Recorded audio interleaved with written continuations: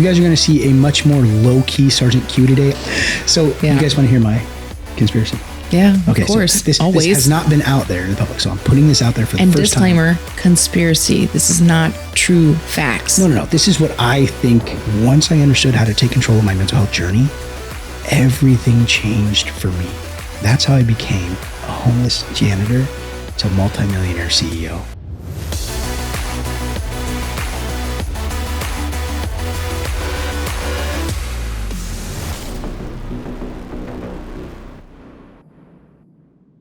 Welcome to the Mental Health Janitors, where we help you clean up the mess in your head.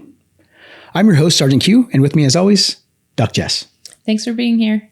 All right, guys, we have a great episode in store for you. We're going to talk about this bridge collapse, and we're going to kind of piggyback on last week where we talked about conspiracy theories, because there's tons of them that are out there about the bridge collapse, and I have one of my own.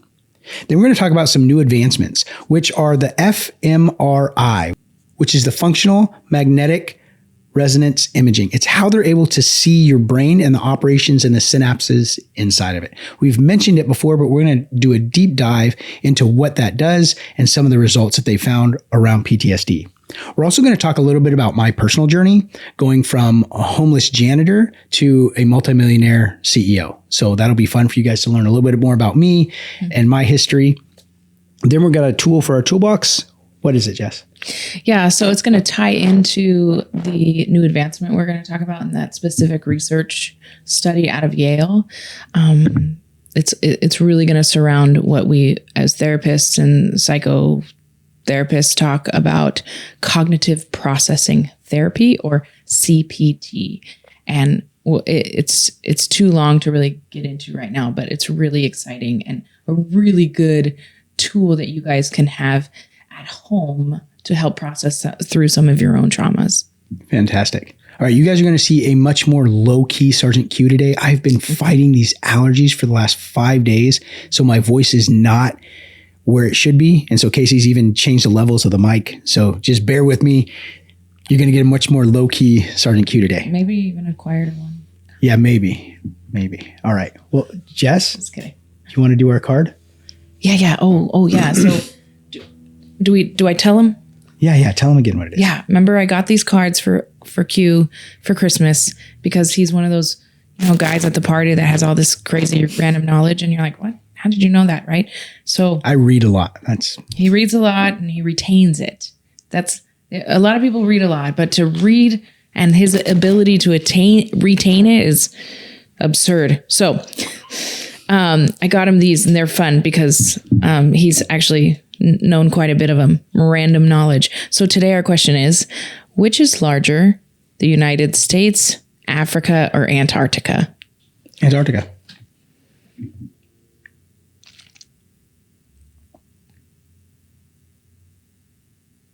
Is this a conspiracy? No, it's Antarctica. It's huge. Africa.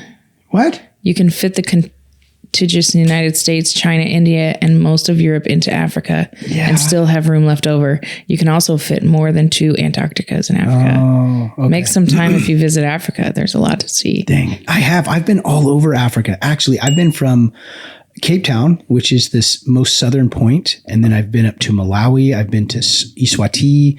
I've been to Kenya. Yeah. Have you ever been to Antarctica? No. That's why. Not.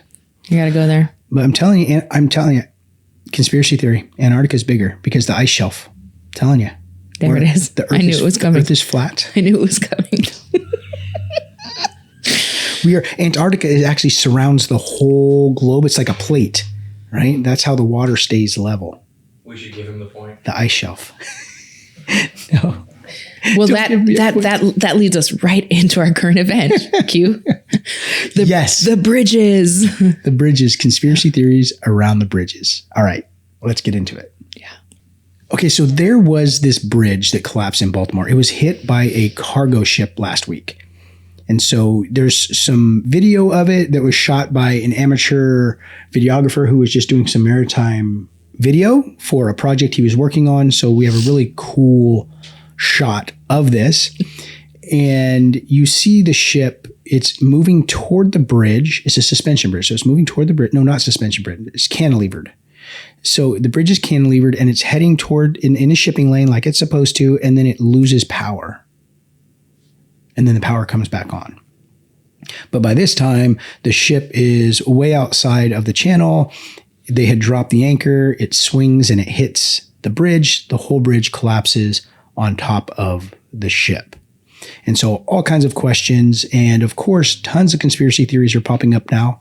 Why? Because the black box, for whatever reason, 2 minutes of the black box is not there, which are the most critical 2 minutes. Yeah, they happen to be the most critical 2 minutes that were unreachable. So number one, that's why people are saying, wait a minute, something else is going on here. Number two, President Biden comes out the next day and says, oh, yeah, don't worry about the insurance covering this. Don't worry about doing an NTSB investigation. Don't worry about doing an insurance investigation. The federal government is just going to pay to get this thing repaired. Yeah. That never happens. Yeah. Why would that happen? Weird. Unless the government was involved somehow, or there's something else going on. Or there's a benefit of the government being able to pay for it. Right. It's crazy because that's those maritime ships have insurance. The bridge has insurance. Yeah. The company that was doing work on the bridge at the time has insurance. So those three insurance companies should be fighting each other, but all of a sudden the federal government is going to just step in and cover it. There's something really fishy about that. And I just went through this actually with my janitorial company, where there was a lady who slipped and fell at one of my clients' buildings. This is an outdoor space. We're in Seattle. It rains like 90% of the time here. So there's always water. And we mitigate spills, not rainwater on open spaces. The lady falls, she slips and falls, breaks her ankle, wants like $1 million. I'm not even kidding you. She wanted $1 million for a twisted ankle. She's fighting. She sues my client, and then my client brings us into the lawsuit. Well, my client doesn't. My client's insurance company brings my insurance company into it because they say, oh, well, you're the janitorial company. You should be responsible for mitigating the spills. It's right here in your contract. Yeah, it's not a spill. It's rainwater. This is an outside area. Yeah. There is literally no way for us to mitigate this. But they fought back and forth. They ended up settling with this lady for $300,000. $300,000 they settled with her. And guess whose insurance company paid that? Mine. No. And I did not even get a say in it. So they're going to jack up my rate. So guess what I'm doing? Yeah, done with that insurance company. We're out. I was like, no way. They should have fought harder. It was crazy. Yeah. Crazy. So I understand how this works. Now you multiply that. That's like 100x for this shipping company. Well, when I was a kid, we used to have youth group parties at our house, and my parents had a trampoline, and a girl broke her ankle on the trampoline, went to the ER. They're like, oh, what were you doing? Where were you at? And my parents' homeowner's insurance ended up having to pay for it. Yep. And it's not because our friends were like, oh, yeah, sue them. It was their insurance. Yep. It gets pretty dicey. That's how insurance companies work. They fight each other. Yeah. So it was really crazy now to see how the federal government just steps in and says, we're not going to do that. Because here's what happens. If the insurance companies were going to fight each other, there'd be this huge investigation. Yeah. What happened? Ooh. That would all be public record. And so the government is way too sketchy. So when the government comes in and says, we're just going to cover it, now there's no investigation. Oh my goodness. I didn't even look at it that way. Wow. Right? So that's why you can see all these conspiracy theories abounding. But again, like we told you last time, they're fun to look at, but don't get all wrapped around the axle about them. Sure. It's not even worth it. Yeah. There's more important things for you to deal with than the federal government being shady, because they're shady every single day. We just don't see all of it. But trust me, they are super shady every single day. Don't get us canceled. So you guys want to hear my conspiracy? Yeah, okay, of course. So this has not been out there in the public. So I'm putting this out there for the first time. And disclaimer, conspiracy. This is not true facts. No. This is what I think. This is what it looks like to me. Working around other, I didn't in the military, I didn't do these kind of operations, but I worked around guys that did these kind of covert black ops type stuff. What it seems like to me for that. So if you guys don't know, the ship has a main power, and then it has a backup generator. It's required for all of these ships. So that way, if they do lose main power, the backup power still allows them to steer and have limited mobility. So the fact that the entire ship shut down to include the backup system is really bizarre because it's designed as a failsafe not to happen that way. So the only thing that could do that is an EMP or a small EMF generator, electromagnetic field, electromagnetic pulse, which would fry all of those systems. They'd be down and then they would come back up a couple minutes later. That's what it seems like to me.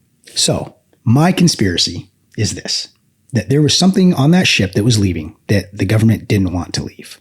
So they sent in a team to disable the ship so they could go on there, neutralize the threat, whatever the threat was, or get whatever asset off of the ship. And when they did that, that's why the black box, the 2 minutes are missing out of the black box, because I believe that EMF generator that was on it shut all that down because they're not shielded. Those things are not shielded from electromagnetic fields. That's why those 2 minutes are missing. They go on there, they do the op, they drop the anchor because they see it's drifting. It's the front port anchor, which swings that tail end around. It smashes into the bridge on accident, collapses the bridge. And that's why the federal government stepped in and said, we're just going to take care of this one because they don't want to get found out for whatever op they were doing. That makes a lot of sense. Okay, but tell me how the CEO is entangled. So then it comes out that the CEO of this company died about a week ago, or a week before this happened from drunk driving. She drove into a river and drowned. Yes, that's the story, which just makes it even muddier. And she happens to be the sister-in-law of Mitch McConnell, who is a U.S. senator. Yes. So Mitch McConnell. I feel like I'm in a movie. Right? Yeah, this is a tragedy. And it's a tragedy. Yes. Yeah. I'm not excited about it, but this is crazy because here's the other component to that. We all know what happens to whistleblowers. I mean, look at what Boeing just did. Yeah. I'm just saying. I mean, the whistleblower, he goes and testifies in front of Congress and then he unalives himself the next day in a parking lot. Yeah. Looks pretty shady to me. Yeah. Anyway, there are plenty of clandestine missions where the federal government has assassinated people. It's well known in our history that that's what happens. There's countless times where it's been proven and the government has actually said, yeah, we were part of that. You know, Bonnie and Clyde, they assassinated them coming out of a movie theater. The FBI did it. They admitted to it. They just walked up and shot the guy in the back of the head. Wow, I didn't know that. Openly admitted it. So these things do happen. So maybe she knew what was going on. She was part of it and then was going to be a whistleblower. And then they eliminated her. Just a thought. Yeah. I got no proof. No. I just look at the historical facts of our government and how they operate. And working in and around the Special Forces community, I know how these people operate. And yeah, I would say it's not. I mean, if you don't believe me, just look up Ruby Ridge and then look up Waco, Texas. And you tell me what you think the federal government is capable of. All right, let's get back to what we really talk about, mental health. 50% of Americans say that they or a loved one have suffered from mental health crisis. Together, we can change all that. Introducing Q Actual, a revolutionary new peer-to-peer based mobile application. Personalized to fit your lifestyle, with pinpoint GPS location in times of emergency. Connecting you to your care provider. With Q Actual, we will move you forward. Download Q Actual now and visit qactual.com. Yeah, so Aaron, talk to me about this new advancement. Yes, so the new advancement, we've mentioned it before on past episodes. It's called the FMRI, which is the Functional Magnetic Resonance Imaging. It's how they look at your brain and the different areas that light up. So you guys have probably seen these. If you look up brain scan images, you'll see it's the brain, two hemispheres, and you'll see different areas kind of lighting up, and they tell you what part of the brain is operating. So it's really, really cool. We've talked about this a little bit before, but this is a study that came out from Yale. And what they were trying to do is find out what was happening when people were recalling post-traumatic stress memories. What was happening in the brain? Now they looked at this first. This is the setup. This is how they did it. They would ask them to tell a story about something sad or something kind of normal or neutral, and they would scan the brain. Then they would ask them to tell the story of a traumatic event, and they would scan the brain and they would see what areas lit up. And just to add in there, what this specific research at Yale labeled as a traumatic event versus a sad event is sexual abuse, traumatic abuse of some sort, or combat related trauma. So though losing your pet might be traumatic to you in the moment, that's not what they're deeming as traumatic. That's deeming as a sad normal event. Yes, that's a good point. And so they're talking about like the extreme end of PTSD. Like this is the upper end of the trauma events that they were looking at. Now, they recorded those stories and then they sat the individual down and they retold the stories to them. While their brain was scanning. To see what areas of the brain would light up in memory. So with the SAD, it all lit up in the hippocampus, which we know the hippocampus is the part of the brain. It's the biggest part. It holds all the memories. It's like your storehouse for memories. Mm-hmm. Now, when they were talking about the SAD ones or the normal ones, that's the area that lit up. You could see that plain as day. And you could see a progression to it, like it would light up and kind of tell a story, like you could see it light up and move. Now, when they did the traumatic stories, when they retold that to the individual, it was very disjointed and fragmented. So it wasn't like this steady stream of memory. It was fragmented and there were pieces that were missing. So it was hard for them to recall things. It was hard for them to understand the details, and different areas of the brain would light up. And then they would they'd hear another part of the story and no area in the hippocampus would light up at all. So it was really crazy to see how fragmented this was. And my mind is going straight to all the years I struggled so hard trying to get help from the VA because there were so many people inundating the system with, I have PTSD, I have PTSD, I have PTSD. And I actually went to several group counseling sessions where I heard with my own ears people saying, well, I'm just over exaggerating this situation to get my PTSD rating. And I heard it with my own ears, so I know that it's out there. And my mind is going straight to, okay, now everybody has to have a brain scan. Yeah, and you can scan my brain, please. I want to see how mine is like, because I know that I have PTSD, right? And I'll leave it there. Yeah, it could be the new litmus test. It really could. And diagnostic material. Yeah. Yeah. Here's a really crazy thing. So we talked about this in a previous episode too, but some of you guys may not remember. Where are those traumatic memories stored in the brain? Do you remember? I do now. We talked about it in the pre-show. I was trying to throw you a softball there. No. Okay. So it's stored inside the amygdala. The amygdala is this tiny little walnut-sized part of your brain. It's the most rudimentary. People thought that it only controlled your fight, flight, and freeze response, that's all that it did.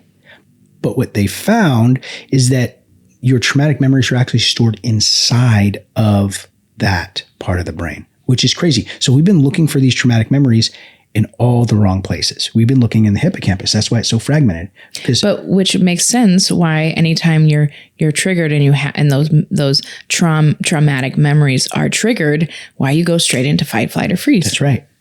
And it's a survival instinct. Your brain is trying to protect you. Yeah. It's not malfunctioning. It's functioning as designed to keep you alive. When something comes up in your environment that reminds your brain of a traumatic event, it says, hey, we've got to handle this.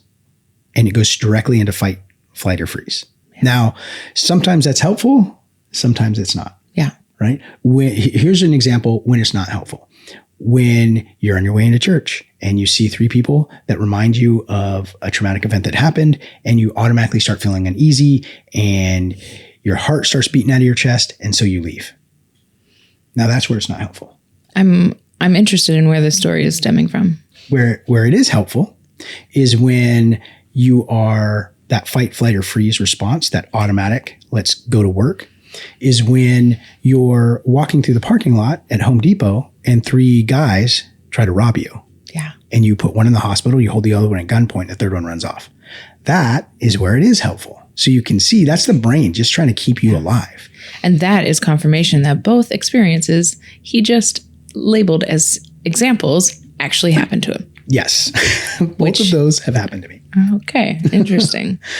I knew the second, but the first one might be fun to dissect. Yes. Okay. Yeah. And so that's how the brain operates. That's how it keeps you alive. It's how it's kept the species alive for thousands and thousands of years. But now we can actually see how the brain starts to operate and how these different parts of the brain light up.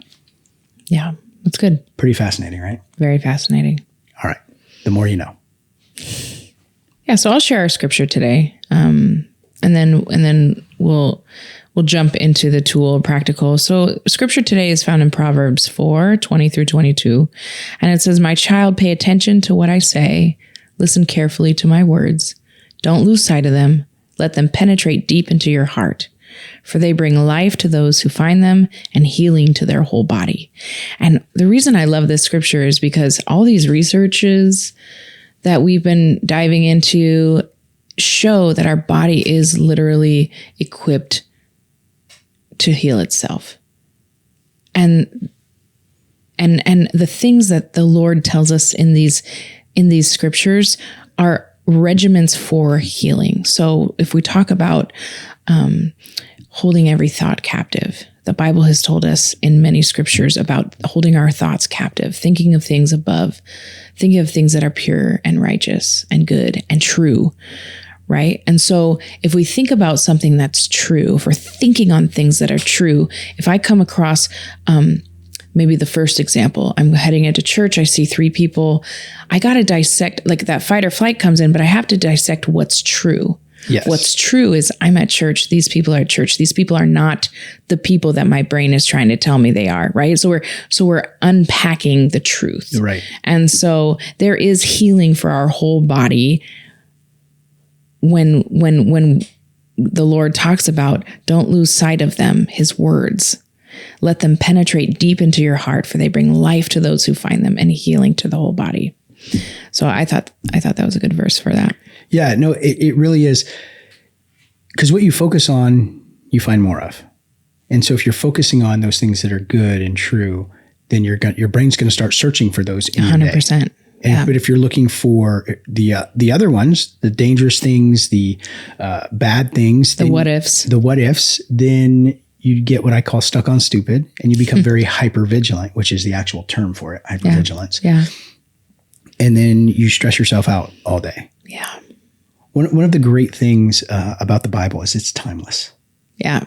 Because people back 2,000 years ago, when they were writing and reading these things, it was very true for them then, and it's very true for us now. Like these things never change. Science changes all the time, but scripture has remained constant, which is really, really cool. Really cool. Yeah. So I'm going to start with a quote from the research study that we read for today's new advancement, right? It says, these insights, so the insights and the results from this research study that Yale put on is, these insights may help psychotherapists guide PTSD patients to develop narratives about their experiences, which may help them eliminate the sense of immediate threat caused by their trauma. And that is pretty much the bread and butter of cognitive processing therapy. We're cognitively processing through some of these narratives. And so one of the first stages in cognitive processing therapy is the narrative stage. And so just like they did in the research, you have to tell your story. And so I can't get into the psychotherapy specifics in 10 minutes with you, but what I would like to do is start with a narrative from you and just how, if you don't mind sharing with us, how you went from a homeless janitor to a CEO millionaire. Sure. Yeah, I can do that. Okay. Awesome. So when I came back from deployment, I was struggling with mental health. I just didn't know what it was. I didn't know anything about it. They didn't brief us. I remember we were on the tarmac getting ready to get on the aircraft, And we're all in formation. They said, hey, if anybody's having nightmares or having any PTSD, fall out of formation right now and you're going to get your treatment right here in country. Everybody else get on the bird. I was having problems then, but I was like, I'm getting on the bird, man. What year was that? That was in 2004. Okay. 2004. Yeah. So I was there 3 to 4. And that's what happened. So I got on the plane and I went home. And when I got home, I was still really struggling and I processed out. I went from the battlefield to my front door in 48 hours. There was no out processing for us. They just shipped us home. A few months later, I go to the VA. I'm trying to get help. They were really no help at all. They just gave me a bunch of medication, one of which was trazodone. And if you don't know what that is, that's what they give to people in the psych wards to keep them from like throwing feces on the wall. Like I was walking around like a zombie. It was miserable. The experience of being on that medication was worse than the PTSD, if I'm honest. Yeah. It was terrible. Can be for sure. And so within a matter of months, I ended up getting a divorce, lost my job, and I'm living in my car. And this is the second time that I was homeless. I was homeless as a kid. And I didn't realize how traumatic that event was until my second time being homeless. And so now I am traveling up and down the coast, trying to find work where I can. I'm getting involved in drugs. I'm, doing things that could put me in prison. So just not living a really good life. But my mental health was so out of balance. I sometimes couldn't even make rational decisions. Like there were times where I just get kind of like stuck, where I felt like my brain just froze and stopped. And we talked about this in pre-show, but where my brain would just freeze up and I couldn't make a decision. I couldn't rationalize through that moment in time. That's when the suicidal ideation started coming in and I really started to struggle. And I did better for a while. I would get jobs and I would do okay. And then I would kind of crash and burn. And I would do okay. And then I would crash and burn. Well, fast forward a couple of years, I was working for a car dealership here in Auburn. I went from being a salesman to the sales manager in about 4 months. And my team set sales records for this company. It's a nationwide company. Set sales records. We were crushing it.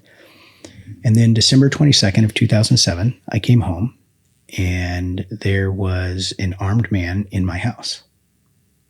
And I had to engage in a gunfight. I survived.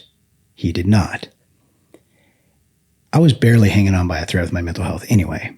And so when that happened, I hadn't really been dealing with anything with therapy. It had just been stuffing it down. And when that happened, it was like the floodgates. I had to go through the interrogation process, where they're accusing me of murdering this guy and all these other things. And, evidence came out and, showed that it was justified that this guy was a convicted felon who had beaten and robbed a neighbor and then ended up in my house with a firearm. And, we engaged in a gunfight. Within the matter of 6 months, I had been fired from my job because they didn't know how to help me. They just terminated me. I lost the girlfriend that I had been dating, and I was back living in my car. Third time being homeless. I was like, something has to change. I don't know what the heck is going on. I found myself in a vacant parking lot in Renton, Washington on the 4th of July, contemplating ending my own life. And I remember I rolled down the window. It's the middle of July, so it was hot, and I'd parked in this parking lot next to this big brick building. And I thought about, I was just so tired and in so much pain. And I know now it's the cortisol and adrenaline that was coursing through my body. It felt like hot fiberglass pushing through my veins. And it just was so painful and uncomfortable. I just wanted to get outside of my own skin. And if anybody's ever had fiberglass, it's super itchy and really uncomfortable. That's what it felt like in my skin. And at the time, I know it's not rational, but at the time I thought, I wonder if I could peel my skin off, if that would give me some relief. Like, I know now that sounds crazy, but those were the thoughts that were going through my mind at the time. I didn't necessarily want to die. I just wanted the pain to end. And when the thought of suicide entered, I thought, well, that works. But I remember I rolled down the window to get a little bit of fresh air on my face. And when I did, I could hear these kids playing nearby. And I thought, I'm going to wait till these kids take off so they don't have to deal with this. So they're not experiencing trauma. And so I just waited and waited. And then the voices faded. And next thing I knew, I woke up. I'd fallen asleep. And it was dusk. And those suicidal ideations were gone. I was so tired and hungry. And so I called my girlfriend, who is now my wife, Holly. And I was like, let's get something to eat. I didn't have anywhere to go or any place to go. I'm living in my car. And we did. We went and got something to eat. And it's amazing what a nap and a snack will do for your mental clarity. And if you look at Isaiah if you look at Ezekiel, when he calls down fire from heaven and then he runs because he's scared. Yeah. He runs and runs and runs. He's exhausted and he falls asleep under a bush. And when he wakes up, there's an angel of the Lord baking him bread. Yeah. Right? Nap and a snack. Nap and a snack. It's from amazing what a nap and a snack will do for mental clarity. And so I remember that night sitting there thinking like, what in the heck? I've never had that experience before. I don't know where it came from or what to do. I need to figure this out. So I really began to take control of my mental health journey and started reading all these journals and medical studies about the brain and PTSD and how it operates. A few days later, I got invited to go to church. I was like, nah, it's not for me. No thanks. I don't want to do that. But I decided to go. And they gave me the address. And this is before GPS was like widely used. Right? This is 15 years ago. So before GPS was like on everybody's phone. Like some people had the old TomTom, right? Yeah, but I had the old Thomas Guide, which is a big book of maps, right? Like I'm a pirate floating around, trying to find my way. Arr, matey. So I'm driving to the address that he gave. And as I'm driving in, things start to feel oddly familiar. And I remember I looked to the right and I could see that same parking lot that I was in a few days before. And so I made that right turn. I drove in, and that was New Life Church of Renton. And it's before it was the mega church that it is now. Pastor Troy Jones had just taken over from Pastor Ross, and they were meeting in a school building in the gymnasium. And the playground belonged to that private school, Renton Christian School.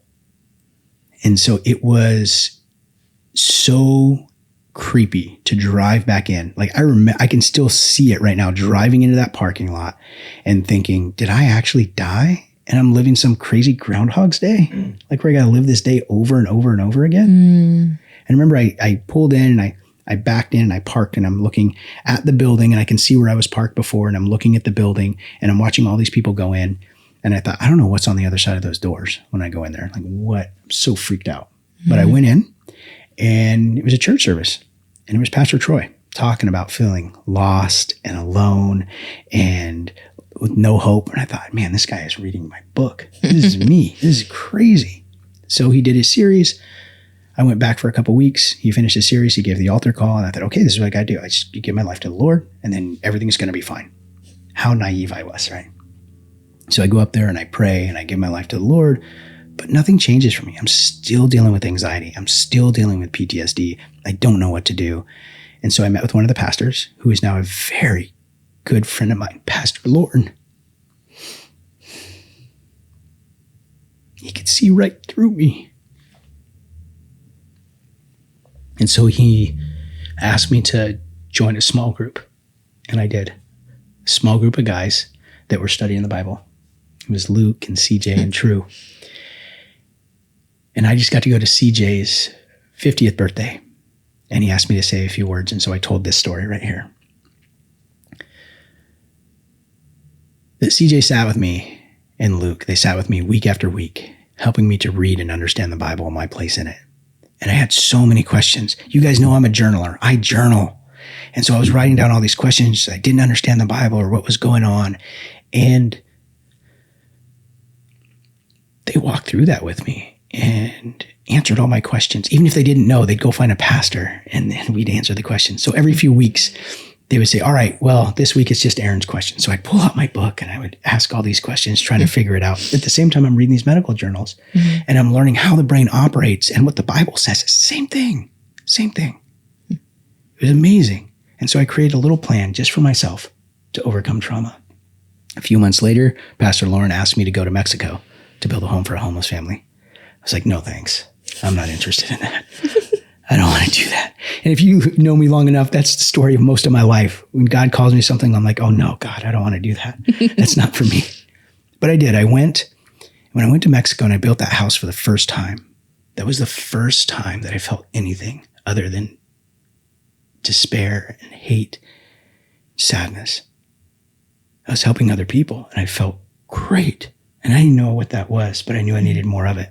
So I went back to church that next Sunday and I said, Lauren, when are we doing this again? He said, we only do it one time a year. I'm like, that's not enough for me. I need more of this. So he introduced me to Bert Fields, who became my mentor in the missionary life. And I would go with him 3-4 times a year, all over the world, building churches and schools and orphanages, digging wells, helping the most vulnerable in our communities. And it was helping me overcome trauma. And I started reading the Bible. And in Isaiah 58, it talks about that. It says, this is the fast that I choose, to loose the bonds of the wicked, to feed the hungry, to let the homeless into my house. He's talking about serving other people. And it says, when you do that, your healing will come up speedily, that your light will become like noonday, and that you will be called the restorer of the breach, the repairer of the streets. My whole ministry with Q Missions is based off of that. In my book, that's the first chapter I talk about. If all you ever read is the first chapter and this is my whole ministry, you don't need anything else, just this piece. And that really helped me to overcome trauma and start to understand how the brain works and how I can overcome it. Once I got my mental health under control, everything else became a lot easier. I'd always been a hard worker. I'd always been a low rep guy. I'd always been a hard worker, but I never got anywhere. Anything that I had, I would lose. I could never maintain it. Once I understood how to take control of my mental health journey, everything changed for me. That's how I became a homeless janitor to multimillionaire CEO, where I have 4 different companies now. I employ over 147 people in the Pacific Northwest. I own a couple $1 million in commercial property. I own this building that we're in right now on Main Street in Auburn, the same city that I was homeless in 15 years ago. I sit on the police advisory council. God has done amazing work in my life. And it was through reading the Bible and studying the brain and understanding my own mental health journey. And now the Lord has called me to help other people. And so that's what I do. That's all that I talk about. That's all that I do. This podcast, you guys see a very small snapshot of what I do. But I'm speaking and teaching on mental health all over the world. And I actually have a free mental health webinar that you guys can attend. I'll have Casey. Casey, can you put that link? Casey will put the link in for you guys. I do it every single month. I want to help you guys take control of your mental health journey so you can live a more rewarding life. And I know some of you guys are like, I'm not a Christian. I'm not into that. Hey, I wasn't either. It's fine. So there's a lot of things that we can disagree on. But let's agree on one thing, that the Bible is a great historical document that is incredibly accurate, that is the best-selling book of all time. And if we can just start there, you don't have to believe in religion or God. It doesn't matter if you are Gentile or Jew, atheist, agnostic, spiritual, Muslim, Buddhist. It doesn't matter where your spiritual journey has taken you. We can all agree to start there at that starting point, that the Bible is a great historical document. And just let me walk you through that. I have a book. It's called Healing Through The Warrior's Guidebook to Overcoming Trauma. You guys can find that on Amazon. If you're in Auburn, you can come get it at my building. I give them out all the time. But it talks about my journey and how I helped people. Now, I started just with veterans, but now I'm taking this mainstream to anybody and everybody who's experienced trauma. Because, Jess, a lot of people think that veterans have a monopoly on trauma, but it's absolutely not true. It's not true at all. Everybody experiences trauma at some point. I say everybody gets hit by the trauma train at some point in their life. So I try to help people better understand that, put tools and people in place to help us, and also so we can be a good help for other people. Yeah. And so that's how I've become from a homeless janitor to multimillionaire CEO, was following the Lord and learning to take control of my mental health journey. Yeah. Thank you for sharing that. Yeah. Hey everybody, Casey. I'm the producer here at Mental Health Janitors. It was really hard for Sgt Q. We couldn't find an ending to end that story. And so we just thought it best I was going to go ahead and close out today. If you liked what you saw, please like and subscribe to our channel. Go ahead and give that thumbs up to the video. That really helps us out. We're over 2,000 subscribers, so we're so happy that you guys want to continue watching this, and we're going to keep bringing you more great content. Don't forget to leave a comment down below, what you liked, what you didn't like, ideas, questions, everything you got. We'd love to hear. Remember, we're here to educate, empower, and encourage you on your mental health journey. For Sgt Q and Doc Jess, I'm Casey, and we're out.